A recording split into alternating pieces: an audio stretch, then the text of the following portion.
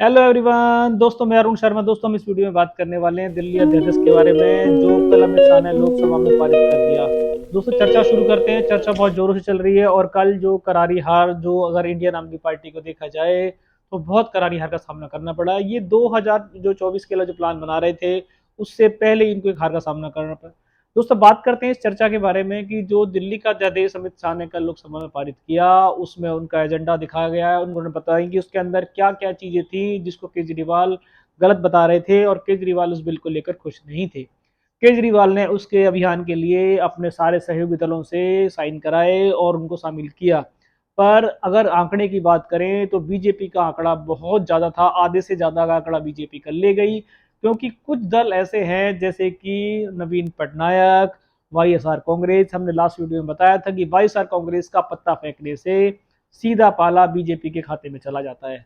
और ये बिल जो इंडिया नाम की पार्टी और अरविंद केजरीवाल आप सरकार जो रोकना चाहती थी, कल ये बुरी तरीके से परास्त हुए और किसी तरीके से इनको बचाने में कामयाब नहीं हुए।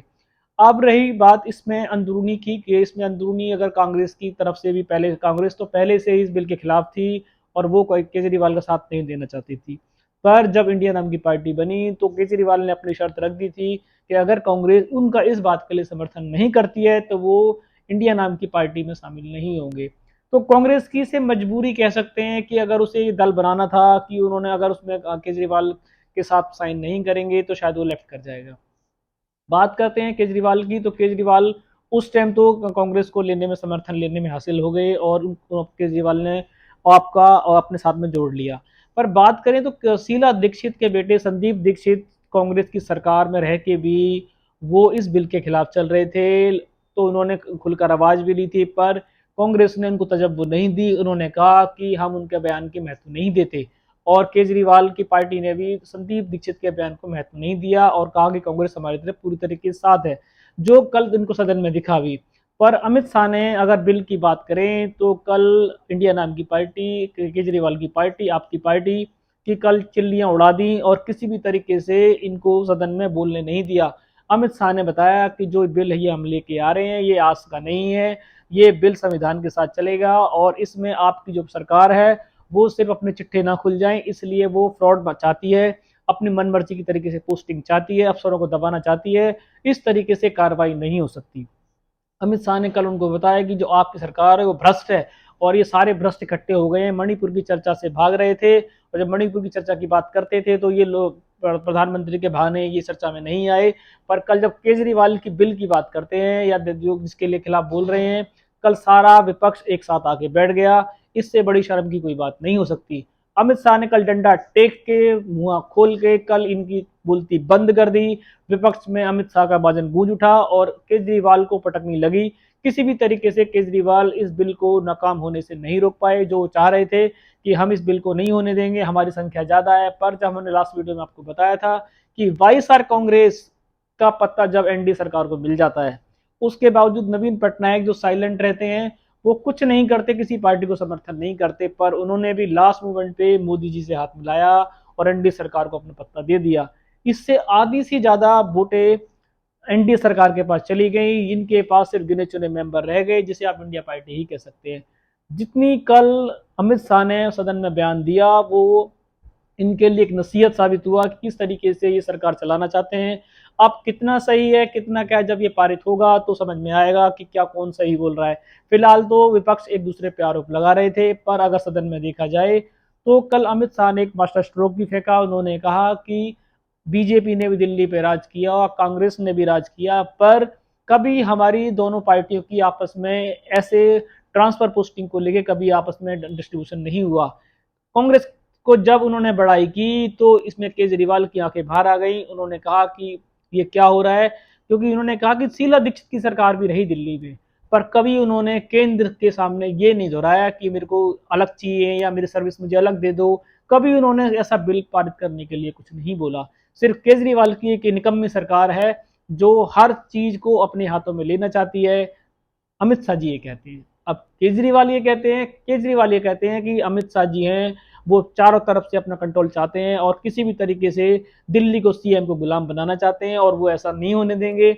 और दिल्ली ठगा सा महसूस कर रही है, जनता ने हमें शासन दिया है, और उस पर ये कंट्रोल करना चाहते हैं कि इनकी पहले तो एलजी से मनमानी कराते थे और अमित शाह का जो कानून नया ये आया है इस पे पूरी तरीके से बीजेपी की सरकार दिल्ली की सरकार को काम नहीं करने देगी, ये उनका मानना है।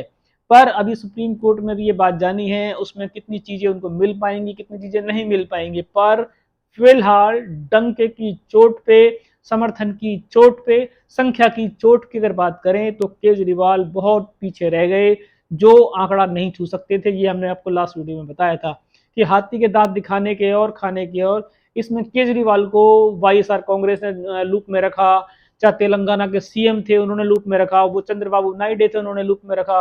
वो कहते रहे कि हम आपको समर्थन देंगे, पर केजरीवाल के साथ धोखा किया, उन्होंने उनको समर्थन नहीं दिया। अब कर लेते हैं मायावती जी के बारे में बात। मायावती जी ना इधर गई ना मायावती जी इधर गई, मायावती जी ने अपने आप को नोटा का रूप दे दिया। उन्होंने कहा मैं किसी के साथ नहीं जाना चाहती। ये सिर्फ बिल के साथ की बात है, बाकी 2024 का जब इलेक्शन होगा जीतने के बाद किसके साथ जाएंगी वो समय बताएगा। पर अगर केजरीवाल को मायावती का समर्थन भी शायद मिलता तो शायद आंकड़े बदल सकते थे। पर मायावती चुपके से निकल गई और उन्हें केजरीवाल को कुछ नहीं कहा, तो इसका मतलब यही रहा कि वो इस बिल का समर्थन चाहती हैं। पर कल जो बातें सदन में हुई हैं जिसमें अमित शाह ने चर्चा में बयान दिया, उस चर्चा से अमित शाह ने एक शब्द बार बार कहा कि ये इस सदन में जो ये पारित हो रहा है, इस बिल के पारित होने के बावजूद इंडिया नाम की पार्टी में भगदड़ मच जाएगी, ये एक दूसरे के एंटी होने शुरू हो जाएंगे। क्योंकि केजरीवाल का लोग मजबूरी में साथ दे रहे थे और केजरीवाल जब ये बिल की असफलता पे हारेंगे, आधी पार्टी तो इनकी वैसे भग जाएगी। ये तो अलग मुद्दा हो गया कि अमित शाह जी कुछ और कहना चाहते थे, केजरीवाल कुछ और कहना चाहते। बात मुद्दे की ये है कि अब ये जो बिल है जिसको केजरीवाल खुश नहीं है, या संसद में जो ये बात जा रही है जो ये कह रहे हैं कि वो इससे क्या होगा, अगर वास्तव में ऐसा है कि जिससे कोई सरकार इसको मॉनिटर कर सकती है तो ये सोचने का विषय है। और कितने राइट्स केंद्र के पास जाने चाहिए ये सुप्रीम कोर्ट की बात बात है। और केजरीवाल अगर चाहते हैं कि सारे राइट मेरे पास आ जाएं क्योंकि मैं सीएम बनाऊं, क्योंकि दिल्ली एक अलग प्रदेश शहर है, उसमें सारी चीज केजरीवाल के चाहने से नहीं मिल सकती, कुछ चीजें गवर्नमेंट के हाथ में रहेंगी, वो उनको मानना होगा। पर वो इसके बिल्कुल खिलाफ है। वो ये कहते हैं कि मैं सीएम हूं तो सारी पावर मुझे दे दी जाए।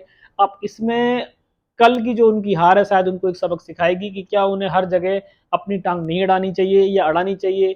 पर मास्टर स्ट्रोक की बात करें तो अमित शाह ने कल जो पत्ता फेंका उस पत्ते के रिजल्ट आपके सामने आएंगे कि उन्होंने कहा कि हमारी जो बीजेपी पार्टी है, एनडीए सरकार है, हम शीला दीक्षित की के साथ भी हमने काम किया है, पर शीला दीक्षित ने कभी भी इस बिल को लेके या ऐसे केंद्र से कभी चीजें डिमांड नहीं की। सिर्फ इकलौती पार्टी है आपकी पार्टी जिन्होंने ये बेतुकी डिमांड की है और इसका हम समर्थन नहीं करेंगे। और अमित शाह बिल्कुल खिलाफत में थे, उन्होंने बोला कि केजरीवाल को इस पर लेसन देने की जरूरत है।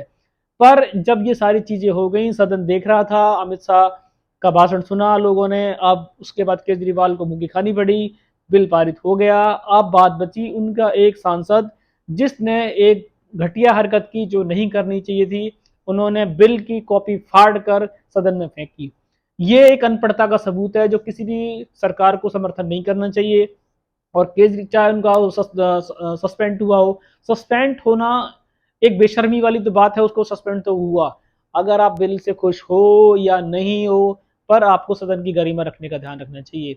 पर अगर ऐसे मूर्ख आदमी किसी भी पार्टी में होंगे, अगर वो किसी भी प्रतिलिपि फाड़ेंगे, सरकारें फाड़ती आई हैं, पहली बार किसी ने नहीं फाड़ा है ये, पर जिसने भी फाड़ा है उसको सस्पेंड तो होना पड़ेगा, ये निश्चित है।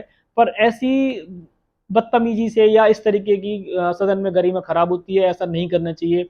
पर केजरीवाल की कल पार्टी खिसिया गई या उन्होंने लगा कि हमारे पास अब कुछ नहीं बचा है, तो हार के आप किसी की कॉपी को फाड़ के सदन में फेंकना ये अनपढ़ता का सबूत देता है और किसी पार्टी के लिए शोभनीय नहीं है।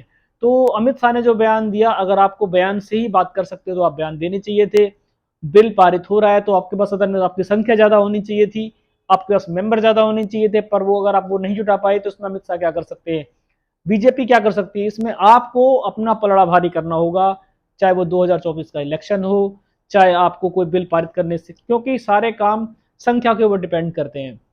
जब आपको लगा था कि आपके पास संख्या ही नहीं है तो आपको इतना भिड़ना ही नहीं चाहिए था, फिर भी आप भिड़े, आपने कोशिश की और हार जीत तो होती रहती है।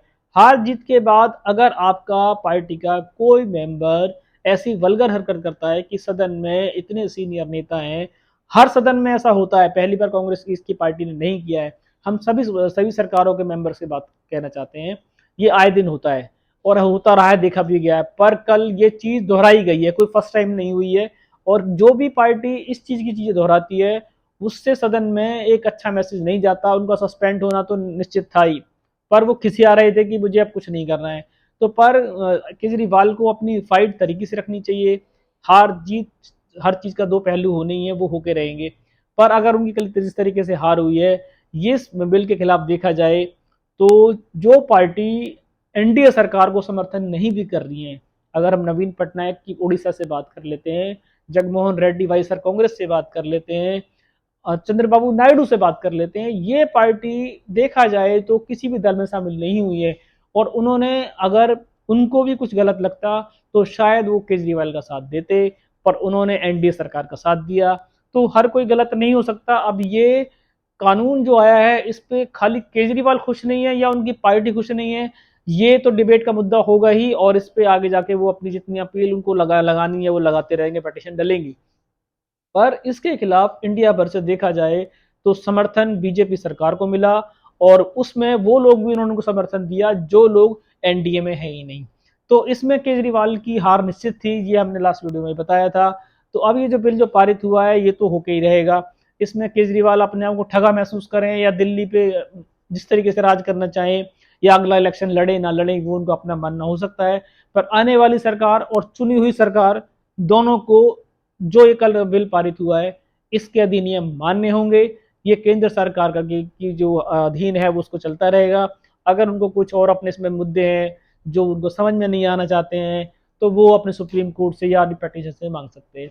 पर फिलहाल ये जो हार हुई है ये अकेले केजरीवाल की नहीं हुई है, देखा जाए तो इंडिया पार्टी के लिए भी ये बहुत बड़ा नुकसान है। क्योंकि अगर इस हार के बावजूद लोग केजरीवाल को ना छोड़ के चले जाए या केजरीवाल ना इंडिया पार्टी को लेफ्ट कर दें, ये मास्टर स्ट्रोक एनडीए सरकार का हो सकता है कि इससे पार्टी में कोई बम ना फट जाए और पार्टियों में आपस में टूट ना पड़ जाए। क्योंकि कल अमित शाह ने कांग्रेस को भी लुभाने की कोशिश की थी।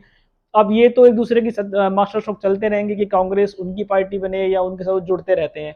पर केजरीवाल अपने आप को ठगा सा महसूस कर रहे हैं, जिनके साथ दिन रात घूमते थे, तेलंगाना के सीएम हो, वाईएसआर कांग्रेस हो, चंद्रबाबू नायडू हो, जिनके ऊपर वो बहुत गदगद हो रहे थे कि समर्थन मुझे ही मिलेगा, पर वो दोनों हाथों से खाली रह गए। दोस्तों, चर्चाएं चलती रहेंगी। मौसम इतने बदलेंगे राजनीति के 2024 से पहले कि आपके सामने कितनी पार्टियां जन्म लेगी, कितनी पार्टियां भागेंगी, किसकी हार होगी, किसकी जीत होगी। हम राजनीतिक से जुड़ा हुआ मुद्दा जो आपके जानने लायक है, जमीन से जुड़ा हुआ मुद्दा आपके लिए लेके आएंगे। टीम प्रॉपर वर्क करेगी। आप अपनी जानकारी चाहते हैं और हमसे कुछ जोड़ना चाहते हैं, कुछ पूछना चाहते हैं, तो आप मुझे ट्विटर पे भी लाइक कर सकते हैं, शेयर कर सकते हैं, मैं आपको जवाब देंगी टीम पूरी। आप अगर इस चैनल में पहली बार हैं तो आप लाइक करना ना भूलें। अगर आप राजनीतिक डिबेट से जुड़ना चाहते हैं तो हमारा चैनल वो बारीकी दिखाएगा जो मीडिया आपको उल्टे सीधे केसों में उलझा के रखी हो, जो जमीन से जुड़े किससे आपको देखने को नहीं मिलेंगे। हम आपको वो राजनीतिक मुद्दा ला के देंगे जो आपको टीवी पे बहुत दिनों बाद मिलेगा या करंट्स का नहीं होगा। दोस्तों, बहुत सारे मुद्दे हैं हमारे पास अभी जो आने वाले हैं आपके लिए, हम आपको टाइम से देंगे। तब तक आप जुड़े रहें। मिलते हैं नई वीडियो के साथ, तब तक अपना ध्यान रखें। नमस्कार दोस्तों।